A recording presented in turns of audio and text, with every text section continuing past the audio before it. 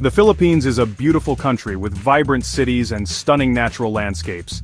But anyone who has spent time in Manila, Cebu, or Davao knows that traffic congestion is a major problem. Commuters spend hours stuck in traffic jams. This wastes time and fuel, and it harms the environment. The Philippines needs new and innovative solutions to address its traffic challenges. Traffic congestion is not just an inconvenience, it is a drag on economic growth. Businesses lose productivity when their employees are stuck in traffic. The cost of transporting goods and services increases, and this can lead to higher prices for consumers. Clearly, the Philippines needs a transportation solution that can move people efficiently and sustainably. One option that has gained attention in recent years is the cable car. Cable cars, also known as gondolas or aerial trams, are a mode of transportation that uses suspended cabins to transport passengers along a fixed route. They're often used in mountainous areas, but they are becoming increasingly popular in urban settings as well. Cable cars offer several potential advantages over traditional forms of public transportation. Firstly, cable cars can be built relatively quickly and with minimal disruption to existing infrastructure. Unlike subways or elevated trains, cable car systems do not require extensive tunneling or the construction of massive support pillars. This makes them a more feasible option in densely populated cities where space is limited. Second, cable cars have a smaller environmental footprint than buses or cars. They are electrically powered and produce zero emissions during operation. This can contribute to cleaner air and a healthier environment, especially in congested urban areas. Finally, cable cars can provide a safe and reliable mode of transportation. They are less susceptible to traffic congestion than ground-based systems, and they have a proven track record of safety. Modern cable cars are equipped with multiple safety features, including emergency brakes and backup power systems. While the potential benefits of cable cars are clear, it is important to consider the costs associated with implementing such a system. The upfront investment required to build a cable car network can be significant, especially in a country like the Philippines, with its challenging topography. The cost of construction will vary depending on factors such as the length of the route, the number of stations, and the type of terrain. In addition to construction costs, there are also ongoing operational and maintenance expenses to consider. Cable car systems require regular inspections, maintenance, and occasional repairs to ensure their safe and efficient operation. These costs can be offset to some extent by fare revenue, but it is important to carefully analyze the financial viability of any proposed cable car project. Despite the initial costs, it is important to note that cable cars can offer long-term cost savings compared to other modes of transportation. Their electric operation means they are less affected by fluctuating fuel prices.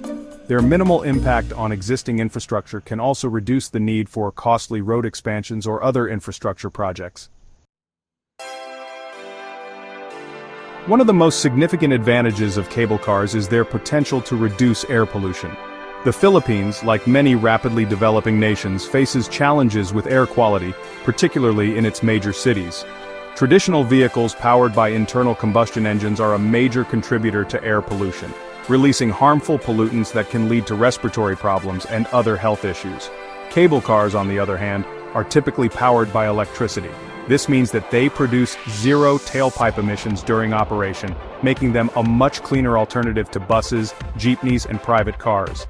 By reducing the number of vehicles on the road, cable cars can contribute to improved air quality and a healthier living environment for residents.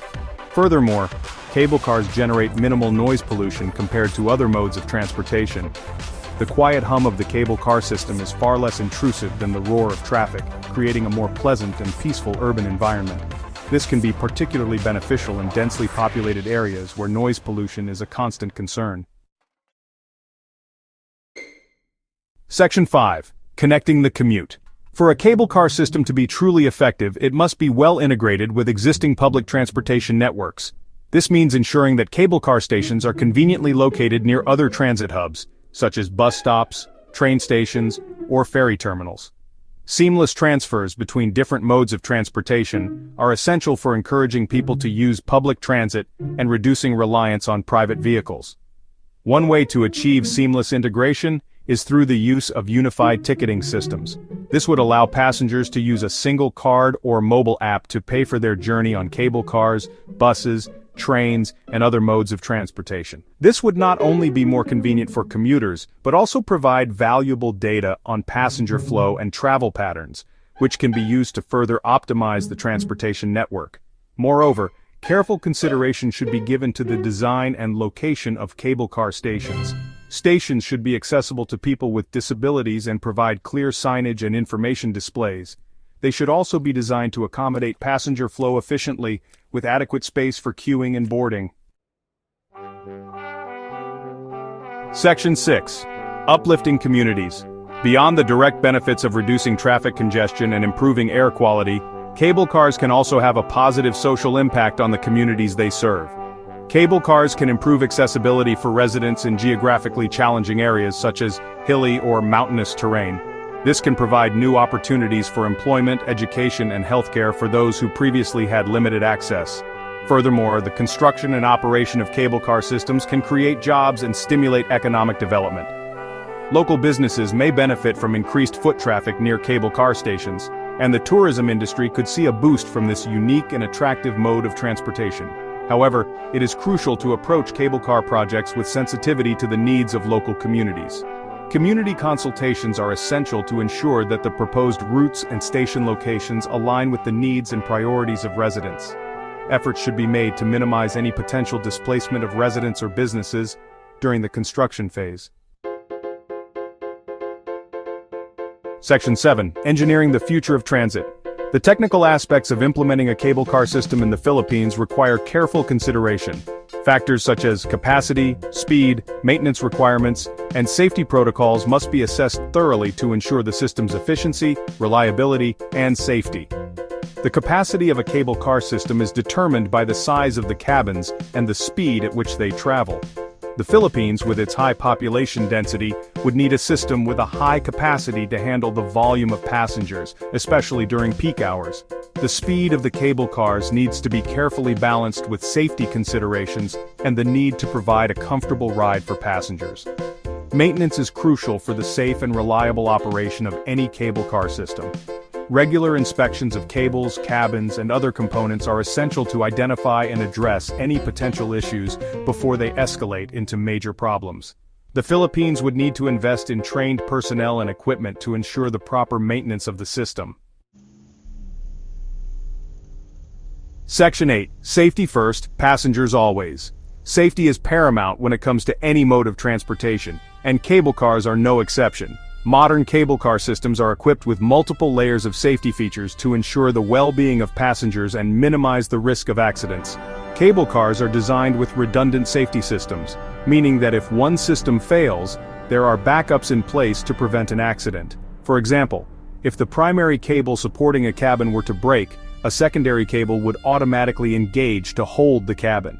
Additionally, cable cars are equipped with emergency brakes that can bring the cabins to a safe stop in the event of an unforeseen problem. Regular maintenance and inspections are essential for ensuring the continued safety of the cable car system. Trained technicians should regularly inspect all components of the system, including cables, cabins, brakes, and communication systems. Any worn or damaged parts should be repaired or replaced immediately to prevent potential safety hazards. Section 9. The road to cable car implementation. Successfully implementing a cable car system in the Philippines would require a comprehensive and coordinated effort from various stakeholders, including government agencies, private sector partners, and local communities. One of the first steps would be to conduct thorough feasibility studies to assess the viability of cable car routes in specific locations. These studies should consider factors such as projected ridership, construction costs, environmental impact, and potential social benefits. Once a viable route has been identified, environmental impact assessments would be necessary to evaluate the potential effects of the project on the surrounding environment. This would involve analyzing the impact on air and noise pollution, as well as any potential disruption to local ecosystems. Community consultations are crucial throughout the entire process, from the initial planning stages to the final design and implementation.